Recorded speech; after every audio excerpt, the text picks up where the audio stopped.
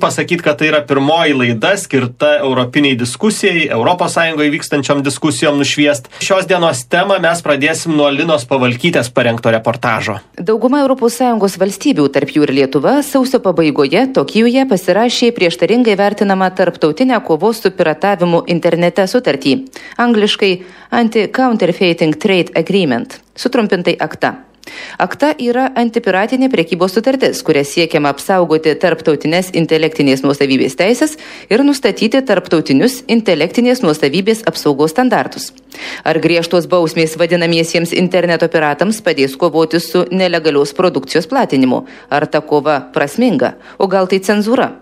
Kompiuterių specialistas Remigijus Juodelis sako. Sunku pasakyti, kiek jis padės kovoti su piratavimu, bet mano nuomonė pagrindinė ACTA blogybė yra tai, kad jis skatina visuotinį cenzūravimą ir visuotinį sekimą. Nes šiuo atveju interneto tarpininkai, tai yra interneto paslaugų tiekėjai, kaip ir įpareigojami kaupti duomenis ir net gavę skundą, net nereikalaujant teismo leidimo, jie privalės pateikti duomenis apie galimus pažeidimus. Namų vartotojams gali turėti įtakos, kad jiems tiesiog bus sunkiau rasti nelegalią informaciją arba ją skleisti. Už interneto laisvę pasisakantys aktyvistai sutartyje įžvelgia žmonių teisių ribojimų ir lygina šį įstatymą su totalitarinėse valstybėse galiojančia cenzūra. Jegoras Veteras vadovauja tarptautinės kompanijos užsiimančios programinės įrangos kūrimu ir platinimu mobiliuosiuose tinkluose Minsko skyriui. Jis nemano, kad ACTA siūloma kontrolę galima būtų prilyginti Baltarusijoje vykdomai politiniai interneto cenzūrai, bet yra prieš šį įstatymą dėl kitų priežasčių. Белорусская цензура, она в большей степени политическая. Белорусская цензура...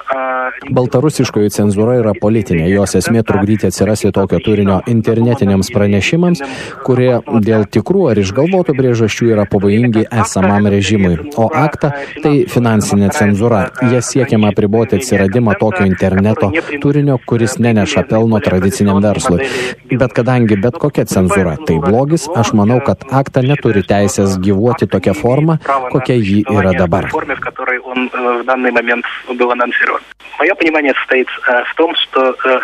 Mano nuomonė, viena pagrindinių piratavimo priežasčių yra ta, kad didžioji dalis intelektinės produkcijos, kuri siūloma tradiciniu neinternetiniu būdu, yra tiesiog per brangi. Mat didžiąją dalį pajamų pasiima leidybinės kompanijos. Grubiai tariant, galutiniam autoriaus teisių turėtojui lieka labai nedaug kūrinio vertės. Didžioji dalis nusėda platintojų kišenėse. Toks modelis jau yra gerokai pasenęs. Dainų autorius ir atlikėjas Domantas Razauskas sako, kad jam ACTA labai nepatinka. Jis piktinasi, kad meno kūriniai verčiami preke ir rėžia atvirai. Kiekvienas kūrėjas iš esmės yra piratas. Ten, kur menas ima tapti produkcija, jis nustoja būti menu. Ir ten, kur menas susiduria su tokiais dalykais, kaip vadinamasis copyrightas, kažkokiamis kovomis už kažkieno teisės, ten taip pat nustoja būti menu. Man visą laiką čia šiuo atveju pavyzdys buvo viduramžių kompozitoriai, kuriems buvo liaudiškai tariant nelygis arba žema pasirašinėti savo kūrinius savo vardu, nes jie puikiai suvokė, kad jokios autorystės čia būti negali. Visą tai yra, kalbant kompiuteriniais terminais, vieno bendro serverio, visas ateina. Kiekvienas naujas kūrinys savyje turi kažką, kas yra jau iš anksčiau sukurta, perskaityta, nugirsta, pamatyta. Ir kovoti čia vienus vadinti vagimis, kitus nevagimis, bet koks kūrėjas plačiausia prasme yra vagis, piratas. Tai buvo mano kolegė Lina Pavalkytė, jos reportažas apie ACTA, o mes čia Žinių radijui toliau tęsiam laidą. Mirtis internetui, inovacijoms, laisviai, tokiais komentarais šlama internetas Lietuvai kartu su kitoms ES šalims prisijungus prie antipiratinės prekybos sutarties. Tad mūsų diskusija apie tai, kartu su Eimučiu Kuzmicku, jis yra videotekos Eliksyras savininkas. Sveiki, gyvi. Linkomanijos buvęs administratorius Kęstas Ermanas. Sveiki. Lietuvos antipiratinės veiklos asociacijos pirmininkas Vytautas Simanavičius. Sveiki. Gytis Burauskas, reklamos specialistas, muzikantas. Sveiki, Gyti. Sveiki. Gediminas Gasiulis, 15 minučių technologijų žurnalistas. Sveiki. Sveiki. Kęstai, nuo jūsų pradedam. Jūs laikotės požiūrio, kad sutartis, prie kurios prisijungė Lietuva, antipiratinės prekybos sutartis, ACTA, ji yra žalinga ir grėsminga mūsų visuomeniai. Matome, kad jinai buvo visų pirma tai slepiama nuo visų žmonių, nuo vartotojų, dabar priimama taip skubos tvarka. Lietuvoje net niekas... Slepiama, sako, toks stiprus žodis. Kodėl slepiama? Turbūt buvo dėl ko slėpti kažkokios tai organizacijos, tai galėjo įtakoti. Lietuvoje mes tik sužinom kada, kai jinai buvo pasirašyta. O kokia jos grėsmė jūsų požiūrių? Visų pirma, tai sutartis yra labai neapibrėžta ir labai yra skirtingų daug nuomonių, ką jinai gali padaryti. Bet jinai atveria kelią žmogaus privatumo pažeidimams. Yra netokios nuomonės, kad gali ateityje žmogų tikrinti ir pasienė muitinėje. Ta sutartis įgalioti, kad paimtų žmogaus MP3 grotuvą ir pažiūrėtų, ar ten yra legalios dainos ar nelegalios. Kas dar yra svarbiau, kad žiūrėdami tos dokumentus jie gali pamatyti ir privačius asmeninius dokumentus. Tai yra privačius susirašinėjimus, šeimos nuotraukas. Tai čia jau yra visiškas pažeidimas asmens. Taip, tai acta yra iššūkis mūsų privatumui ir laisviai. Vytautai, jūs sutiktumėt su tokiu požiūriu? Ar ne? Visiškai nesutikčiau. Netgi priešingai teikčiau, kad acta mūsų valstybė yra labai naudinga, kadangi mūsų autoriai šiuo metu tokiose kitose valstybėse, kaip, sakykime, Naujoji Zelandija, Brazilija, kitose neturėjo teisės, galimybės ginti teisių iki šios dienos. Šit sutartis galbūt daugiau skirta tarptautiniam bendradarbiavimui. Ką jį užtikrina? Kokią jinai užtikrina mūsų autorių, atlikėjų, kompozitorių, kitų intelektinės nuosavybės teisių turėtojų, tų kūrybinių žmonių teisių apsaugą tarptautiniu mastu. Ir, sakykime, visiškai nenorėčiau sutikti, kad tai gresia mūsų privatumui, kažkokia interneto cenzūra, technologijų inovacijų stabdymas ar dar kažkas. Bet ateisi tavo kompiuteris, sakys, parodė, ką ten turi. Ne, tai palaukit, jūs norit naudotis nelegaliais dalykais ir skaitot, kad tai yra normalu? Šiuolaikiniai visuomeniai, kai, sakykime, investicijos eina į kūrinių kūrybą didžiausios, sakykime, Hollywoodo kompanijos, kad sukurt normalaus dydžio biudžeto, sakykime, filmą investuoja tikrai ne $100 milijonų. O dabar norim visi nemokamai naudotis, siūstis ir, sakykime, pykstam, jeigu kažkas patikrins, ras ir nubaus. Dvi dabar pozicijos. Viena, kad autorių yra interesai, autoriai tikrai investuoja savo daug kūrybos į tą produktą. Kita pozicija yra privatumas, yra viskas, nelyskit, nekiškit kojos į mano kompiuterį MP3. Aš kreipiuosi Gediminą Gasiulį. Jūs esat žurnalistas, kaip jūs tas pozicijas vertinat? Mane asmeniškai tai labai džiugina, kad tokios temos pagaliau yra keliamos į dienos šviesą. Esminė gerybė viso to yra ta, kad dar sutarčiai tik pasiekus pasirašymo lygmenį jau kyla didelė diskusija iš vienos ir iš kitos pusės. Ir mes dabar jau šnekamės apie tai, kuo jinai naudinga, kuo jinai žalinga ir panašiai. Kurią poziciją jūs remiate, ponia Eimutė? Aš kaip buvęs video biznio atstovas. Jūs sužlugdė piratai, ar ne? Taip, jie žlugdė akivaizdžiai, bet mes, kaip sakoma, laikymės prieš visą tą piratų bumą. Negalima sakyti, kad sužlugdė. Viskas technologijos eina į priekį ir kad verslas po kurio laiko turi pereiti į kitą stadiją, maža rinka ir panašiai. Jeigu vienos šalys tą sutartį priims, kitos nepriims, tai ta sutartis bus niekinė. Patikėkit manim. Čia vis tik tai yra virtuali erdvė. Ne taip, kad nuėjai į parduotuvę ir ten įrodė, kad tas dalykas yra piratinės. Mes turim muzikantą laidoj. Koks jūsų vertinimas, Gyti? Aš esu autorius, tačiau visiškai nepritariu šitai sutarčiai. Visų pirma, mano nuomonė, autorių teisių apsauga pasiekė jau absurdišką lygį. Ir aš tai sakau kaip autorius. Mes neseniai mano grupė išleido albumą, išleidom jį Creative Commons pagrindu, tai su leidimu dalintis nemokamai internete ir remiksuoti, miksuoti ir panašiai. Kodėl? Ta apsauga pasiekia absurdišką lygį. Ir šitokie įstatymai, tai yra tokios sutartys kaip acta, veda nesąmonės link. Visų pirma, todėl, kad, tarkim, knygą mes ją galim paimti ir cituoti. Dabar muzikinį kūrinį. Mes negalime paimti nei dalies to kūrinio ir panaudoti kitam kūrinyje, nes tai bus autorių teisių pažeidimas. Tačiau visa karta yra užaugus klausydami remiksų, šokdami diskotekose pagal didžėjų gyvai miksuojamus kūrinius. Patys kūrė mešapus, tai vadinamus kūrinius, paima du skirtingus ar netgi daugiau kūrinius, juos apjungia taip, kad tai gaunasi visiškai naujas kūrinys. Tačiau visi šitie dalykai yra neįmanomi. Pagal dabartinius įstatymus ir aktą, tai tik tai sustiprina šitą dalyką. Bet tai kol kas tik gairės, čia buvo pasakyta. Taip, tai tik gairės, bet jau ir dabartiniai įstatymai neleidžia naudoti tarkim, ar viešai atgaminti kūrinio dalies. Gytis kaip autorius naujos kartos, jisai masto tikrai inovatyviai, naujoviškai, bet jis visiškai nesusipažinęs su autorių teisų nuostatom, kurios šiuo metu galioja. Labai galėčiau jam paprieštrauti. Galima naudoti visus iki šiol buvusius kūrinius. Tik tai reikia susimokėti autoriam už tai, kad jūs naudojate jų kūrinius. Čia elementaru. Bet skirtumas tas, kad knygą cituojant, autoriui knygos nereikia susimokėti. Palaukit, Gyti, jeigu jūs cituojat knygą, taip, bet kokį kūrinį galima citatai, reklamai, mokymo tikslams, lygiai taip pat fonogramos ar audiovizualinio kūrinio dalį be autoriaus leidimo. Jeigu jūs norėsit visą kūrinį naudoti, kad ir mokymo tikslams, galite su autorium tartis ir, sakykime, bent jau mūsų nariai, sakykime, suteikia tas teisės netgi be piniginio atlygio. Bet žiūrėkit, ponas Eimutis sako, neįmanoma to fiziškai bus garantuoti. Ir ta problema tikrai gan reali, kad, yra šalis, kuriuose galės tie serveriai būti. Ne, drįsčiau paprieštarauti ir šitam teiginiu, nes realiai, jeigu, sakykime, jūs panagrinėjote aktą pačią, tai nėra, sakykime, apibrėžta labai griežtai, kad būtent baust. Ne.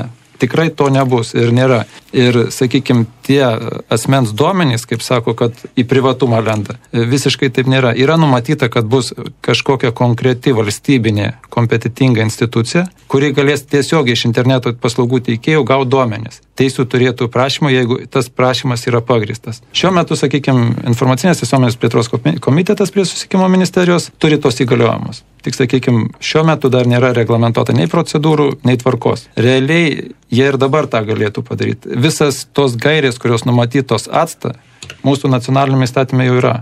Visos Europos direktyvos priimtos, viskas veikia. Čia, sakykime, neįsigilinus galima taip teikti. Iš principo čia niekas nesikeičia. Naujo, absoliučiai viskas kodėl tada Kęstai jūs keliat problemą? Sako, štai Vytautas nieks čia nesikeičia. Todėl ir kelių problemas, kad visų pirma, kam reikalinga sutartis, jeigu jinai visiškai nieko nekeičia. Juk kiekvienas įstatymas turi būti apgalvotas, o visų antra, kaip sakoma, kad jau yra gairės, kurios jau viską suteikia. Tai lendimas ir stebėjimas žmogaus, ką jisai daro, tai būtent tas ir yra, kad pažeidžiamos jo yra teisės. Jeigu aš siunčiu laišką, paprastą popierinį, pavyzdžiui, savo mamai ar dar kažkam, tai niekas neturi teisės jo atplėšti, pakoreguoti, pažiūrėti, kas jame parašyta, bet be turbūt teismo leidimo. Tai kokia dabar galimybė? O dabar galės tos institucijos ateiti pas tave ir pasižiūrėti, kam tu laiškus rašai, ar kaip? Pas mane galbūt dar negalės ateiti, bet jau paprašyti mūsų interneto teikėjų, kad jis parodytų arba sektų, tai jau praktiškai ir dabar turi tokias šiokias teisės. Tai kas jau yra nenormalu lyginant su mūsų dabartim. Piratauji tenai, siuntinėjai nelegalią produkciją. Bet jeigu aš siunčiu savo mamai nuotraukas ar siunčiu filmą, tai nesvarbu, nes aš laiške taip pat irgi galiu kažką siūsti, ko negalima matyti. Juk tai yra žmogaus privatumas. Tada kyla klausimas, kas svarbiau. Ar žmogaus privatumas yra svarbiau, ar kažkoks autorinių teisų monopolis, kurį gina ponas Simanavičius. Tai klausimas, kas yra numatyta Konstitucijoje. Vis dėlto, konstitucija turėtų būti pamatas išeities. Jeigu mes prieitume iki to, sakykime, kas yra aukščiau, taip, aukščiau yra privatumas. Bet neužmirškime, kad, sakykime, ponas Kęstas tikrai dirba ir su technologijom ir turėtų puikiai tą žinoti. Kiekvienas, sakykime, paketas interneto srautų einantis, sakykime, turi tam tikrus duomenis, sakykime, protokolą. Tie paketai, kuris keliauja peer-to-peer, sakykime, kanalai. Kai žmonės dalinasi, sakykime, eina vieni paketai, siuntė elektroninį laišką, eina kiti paketai ir, sakykime, tikrai tas privatumas nebus pažeistas. Nereikia taip, sakykime, demonstruoti. Tai visų pirma, aš noriu pasakyti, kad tos paketus stebėti, tai jau yra pažeidimas, kadangi tai yra pažiūrėjimas į vidų laiško. Paketai yra tarnybiniai, yra privatus ir taip toliau. Galima labai daug ginčytis, čia techniniai dalykai. Ir, sakykime, techniniai dalykai, kurie pažeidžia konstituciją. Nepažeidžia nieko. Jeigu, sakykime, mes paimsim kontrolę, tai šiuo metu tas pats viskas vyksta. Interneto paslaugų teikėjai lygiai taip pat filtruoja dėl spamo, dėl, sakykime, virusų ir taip toliau. Tas visas iki šios dienos jau vyko ir vyksta. Kodėl jūs dėl to nekeliate jokių problemų? Lygiai taip pat jie filtruoja viską. Spamas yra filtruojamas šiek tiek kitaip, nežiūrint, neatidarant laiško. Spamas yra filtruojamas pagal tai, kas yra laiške pagal raktažodžius. Tai yra lygiai taip pat čia pagal raktinius žodžius, pagal protokolą, TCP, UCP ir taip toliau bus filtruojama. Kaip jūs atfiltruosit, ar tai yra geras filmas ar blogas filmas, kurį siunčia vienas kitam vartotojas? Vienas kitam vartotojas, jeigu siunčia, tai sakykime, vėlgi technologiniai dalykai. Jeigu teisų turėtos bus nesuteikęs teisų internetu platinto kūrinio, reiškia, jūs ir negalite jos. O jeigu bus suteikęs, kaip jūs atskirsit? Ar tai yra legalus ar nelegalus filmas? Yra DRM, Digital Rights Management, bus, sakykime, apsauga ir bus matyti, ar tas filmas eina su apsauga ar be apsaugos. Apsauga nulupti užtenka 20 sekundžių. Techninio apsaugos priemonių pašalinimas lygiai taip pat baudžiamas. Žiūrėkite, įmanomas čia kažkoks kompromisas. Mes dabar skirtingas paradigmas. Viena yra konstitucinė paradigma, kas yra privatu, žmogaus teisės ir tas labai iš tikro sveikintima, kad žmonės gina savo teisę į laisvę, į privatų gyvenimą, demokratinė šalies pamatas. Eimuti, jums kaip atrodo, įmanomas čia kompromisas kažkoks tarp autorių teisių ir privačių teisių? Visi tie procesai, ką gerbiamas Vytautas minėjo, kiek jie bus, kurie kryptim inicijuojami pačios valstybės. Nesvarbu, kad aš kaip ir nuskriaustas piratų, bet šiuo atveju aš esu ganėtinai tolerantiškas, iš tikrųjų. Bet mes matom, kryptis yra griežtesnio reguliavimo, bent jau Vytauto. Ir kitą kartą, matot, tas dalykas reguliavimas, jis kaip ir parodo Vengrijos konstitucijos priėmimas, jis kitą kartą nueina į šoną. Kiekvienas reguliavimas su tam tikrais lobistiniais akcentais, mes kitą kartą pasisuksim. Bet tai ką daryti? Ką daryti? Jūs piratai sakot sužlugdė ir jūs ginat tą poziciją, kad laisvė turi būti. Matot, sužlugdymas tai nereiškia demokratijos praradimas. Jau kai mes prarasim tikrąją demokratijos pusę, tai tada jau tikrai mums bus blogai.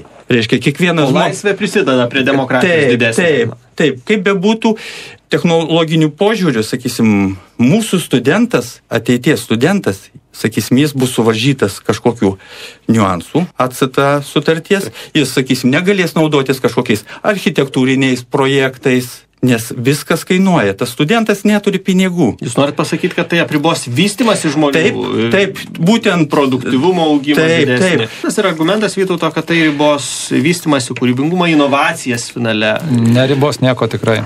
Tikrai neribos. Lygiai taip pat tos projektus architektūrinius studentai gali naudotis, lygiai taip pat, sakykime, programos yra studentam nemokamos. Ribos, neribos. Mano požiūriu taip, nes autorių teisių apsauga yra monopolis ir iš esmės jisai yra skirtas teoriškai, jisai skirtas skatinti inovaciją ir apsaugoti autorius. Tačiau žiūrint istoriškai, dėja matom, kad viskai yra atvirkščiai. Nuo pat, tarkim, spausdinimo įrangos išradimo atsirado žmonės, kurie sakė, kad tai sužlugdys knygų perrašinėtojus. Tačiau knygos, kaip buvo, taip ir liko. Vėliau atsirado gramofonas, vėlgi buvo šaukiama, kad tai sužlugdys gyvai grojančius muzikantus. Vėliau atsirado radio transliacijos, vėlgi buvo rėkiama, panikuojama, kad tai sužlugdys verslą ir jis grius. Dar vėliau atsirado kinas su garsu. Tai reiškia, nebyliojo kino autoriai skundėsi, kad štai mes turėsim atleisti orkestrus, nes niekas neįs žiūrėti nebyliojo kino. Visos šitos technologijos, ką tik išvardintos iki šiol, buvo tik transliuojančios. Tai yra iš vienos pusės eina į vartotoją informaciją. Televizija, radijas, visa kita. Vartotojas atgalinio ryšio neturėjo. Internetas yra paremtas visai kitų principų, tai yra dalinimasis ir, savaime suprantama, kopijavimas. Klausau jūsų ir, iš principo, man žmogui iš šono, atrodo, ar įmanoma tą sustabdyti? Iš principo, ar įmanoma tą sustabdyti upę, kuri plaukia ir, tu norom, nenorom gauni, kopijuoji, žiūri, vertini. Vytautai, ar įmanoma tą sustabdyti? Ar realu? Apie sustabdymą kalbos visai kol kas ir neina tokios kaip ir. Kas yra autorių teisių gynimas? Turbūt, sakykime, ne kiekvienas tai ir įsivaizduoja, visi įsivaizduoja, kad visišką sustabdymą. Tai yra, sakykime, pažeidimo nustatymas, pažeidėjo identifikavimas, valstybė taiko vienas sankcijas, autorius ar atlikėjas ar filmo gamintojas reikalauja kompensaciją arba už pažeistas teises. Tai ir yra esmė autorių teisių gynimo - kompensuoti autoriai už jo negautas pajamas dėl pažeidimo. Turim dar atskirti demokratiją nuo anarchijos. Anarchija tai yra, kai dalinasi svetimais kūriniais. Pažiūrėkim, ką mes šiai dienai turim Lietuvoje. Jeigu paimtume prieš sparčią interneto plėtrą, kiek buvo grupių, kiek buvo atlikėjų, neskaitant jau tų, sakykime, pseudo grupių, bet kiek buvo išleidžiama albumų ir, sakykime, kiek tai sugeneruodavo valstybei mokesčių, neskaitant autorių. Ką mes turim šiai dienai? Daug 9 metus 1-2 albumai, jeigu išleidžiami nauji, tai gerai. Kęstai, jūs mėginant įsijausti tą kailį žmonių, kurie kūrė, kurie nori, kad jų kūrinius gerbtų, vertintų, nemėtytų į kairę, į dešinę. Visų pirma, tai reikia suprasti, kur tie kūriniai atsiranda. Internetas yra sukurtas taip, kad jeigu tu kūrinį tenais idėjai, arba jis tenais atsirado, tai iš karto jų yra milijoninė kopija. Tai yra, ta prasme, reikia tą kūrinį tada tik turbūt pas save laikyti namie paslėptą, jeigu tu jo nenori rodyti. Bet autorystės, tai tos pačios, jisai niekas vardo nuo to kūrinio tai nenuima, jisgi ir lieka autorius. Jam galbūt reikia surasti kažkokių būdų, kaip jis iš to galėtų pajamų uždirbti. Tikriausiai reikėtų rentas pradėti dalinti. Dar norėčiau pasakyti, autoriai būdus yra suradę ir sukūrė sistemą. Tai kažkas labai nori vogti ir dalintis tais kūriniais. O dar sekundėlę norėčiau paoponuoti Kęstui. Kai jisai sako, kad aš siūsiu savo mamai nuotraukas, čia yra mano privatumas, mano, neimkit, nelieskit, netidarinėkit laiškų. Bet svetimą kūrinį siūstis, tai aš galiu, taip. Aš svetimo galiu imti, bet mano nelieskit. Tai kame čia dabar pusiausvyra? Bet kalba ne apie tai, ką aš siunčiu, o kalba, kad to laiško negalima atidaryti, nes jis saugo konstituciją. O internete, kai aš siunčiu, pavyzdžiui, per Skype savo mamai kažkokią tai nuotrauką, tai jūs tikrinsite, ar aš siunčiu tai kažkokį tai kūrinį pažeidžiantį įstatymus, ar aš siunčiu nuotrauką. Tai čia jūs nematysite. Ne, tai nuosavybė lygiai taip pat saugo konstituciją. Lygiai taip pat filmus, kuriuos jūs siunčiat, vakėt, irgi yra nuosavybė. Taip kaip ir jūsų laiškas. Jų negalima siųsti. Aš nematau, kad internete kažkas kažką vagia. Kadangi, kai žmogus kažką pavogė, to daikto nebelieka. Pavyzdžiui, kaip iš vaiko, jeigu pavogtum saldainį ir iš parduotuvės, tai jo ten neliktų. O jeigu pavogsit elektros energiją, ar jinai matysis, kad jinai pavogta, lygiai taip pat neapčiuopiame nuosavybės rūšis. Grįžtant, vis dėlto aš jau apibendrint žurnalisto noriu, Gedimino Gasiulio klausti. Tai kaip jūs įsivaizduojate, toliau vystysi šitą diskusiją? Kuo giliau išnagrinėsim visus tos aspektus, tuo geresni įstatymai bus priimti. Nes kitas dalykas yra klausimas, kas tuos įstatymus priima. Ar tie žmonės, kurie parašė tą įstatymą, ar jie iš tikrųjų moka naudotis internetu? Tarkim, kiek Seimo narių galėtų iškepti kompaktinį diską? Šiaip jau aš asmeniškai labai tikiuosi, kad ta pati Hollywoodo studijos, tos pačios galiausiai galvos ne apie tai, kaip apsaugoti savo kūrinius, kad kiti jų nekopijuotų, nedalintų ir panašiai, o tiesiog pasuks galvas, ką daryti, kad tai mums neštų pelną. Ekspromptu dabar sugalvojau, tarkim, į filmus įdėti reklamas. Ar jūs tikrai išjungtumėt filmą atsisiųstą, tarkim, nemokamai, jeigu jame, kas, tarkim, pusę valandos atsirastų ten minutės reklama? Abejoju, ir iš reklamos galėtų tada filmas turėti pajamas. Gal tiesiog reikia pasukti kompromisinis variantas? Norėčiau pasakyti, kad visos Hollywoodo kompanijos eina į internetą, turi savo video on demand paslaugos, lygiai taip pat interneto paslaugų teikėjams suteikia tas paslaugas. Tai yra technologiškai apsaugota paslauga, kada vartotojas gali naudotis to kūriniu, gali jį žiūrėti norimų laikų pasirinktų, tačiau negali jo dalintis kairę ir į dešinę ir negali, sakykime, parsisiųsti. Aš noriu dabar grįžęs namo pasižiūrėti filmą ir sutinku už jį sumokėti 15 litų, kurį rodo kino teatre. Ką man daryti? Deja, teisės yra tokios, kad pirmiausia prasukamas filmas kino teatruose, kadangi teisų turėtojas sukūrė, jisai žiūri, kaip jam gauti pajamas. Jisai investavo, o ne jūs norit. Jūs norit gal iš Maksimos už dyką kažką parsinešti. Negalima. Čia nelygintini dalykai. Ne, aš pastovėčiau Vytauto pusėje. Šiaip pasakius, Vytautas teisus. Pirmiausia, kaip yra tas vadinama pelnas surenkamas. Jeigu įvertinus, sakysim, didžiųjų Hollywoodo kompanijų, tai jis surenkamas faktiškai kino teatruose per 2-3 savaitės. Žinot, koks ten būtų filmas. Geras, prastas, nespės žmogus su draugu pasidalinti. Tai yra 3 savaitės, kas uždirbama Amerikoje, Kanadoje. Po to ten yra tie visi išdėstymai, reiškia, kada pasirodo kabelinėse ir panašiai. Mes, sakysim, Lietuvoje, mes kenčiam vien todėl, kad esame tokia maža rinka. Užtat pas mus, sakysim, kinas, net kitą kartą ir kino teatruose vėluoja, apie videotekas aš jau net nešneku. Mūsų platintojai, vargšeliai, nesvarbu, kad, sakysim, Forum Cinema, tai yra skandinavų kompanija, čia yra mūsų padalinys. Sakysim, jei pas mus pasirodo kinas, o žmogus skrydęs lėktuvu jau jį matęs, pas mus palyginus, skaitykim, pasirodė jau čia pačioj pradžioj naujas kino filmas, o žmogus jau ir tą matęs, skrisdamas Fineiru ar Lufthansa, ir tą matęs. Kiekvienas kūrėjas, visi prodiuseriai nori didelio pelno. Problema yra pasaulyje tokia. Ar mes užsiauginsime jaunąją kartą, kuri taps proletariatu, kuri nenorės už nieką mokėti, gaus išsilavinimą. Ir pastebėkit, tas šiuo metu pasaulyje tai yra Europoje, o kiek išsilavinusių žmonių yra, reiškia, Azijoje. Ir jie neturi darbo. Tai tokiu atveju mes jau gimdom proletariatą, o nuo proletariato, patikėkit manim, iki tikrų revoliucijų, kur viską nuneša, yra nedaug. Dėkui Jums, kad atvažiavote. Vytautas Simanavičius, Antipiratinės veiklos asociacijos pirmininkas, su mumis taip pat buvo Kęstas Ermanas, buvęs administratorius Linkomanijos, Eimutis Kuzmickas, videotekos, Eliksyras savininkas, Gytis Burauskas, reklamos specialistas, muzikantas, bei Gediminas Gasiulis, savaitraščio 15 minučių technologijų žurnalistas. Ačiū, kad mūsų klausėtės ir iki kitų susitikimų. Aš manau. Yra akivaizdu, kad